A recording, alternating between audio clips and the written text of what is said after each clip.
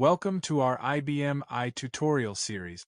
Today, we'll dive into the percent hours built-in function.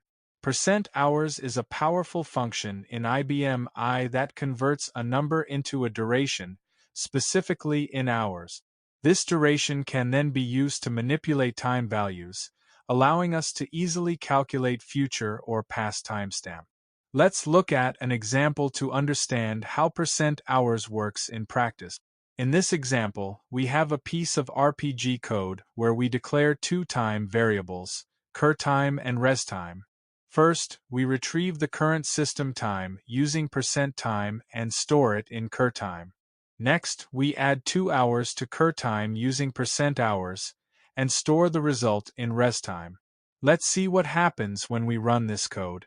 As you can see, %hours allows us to easily manipulate time values by adding or subtracting hours from timestamps, providing flexibility in managing temporal data within IBM I applications.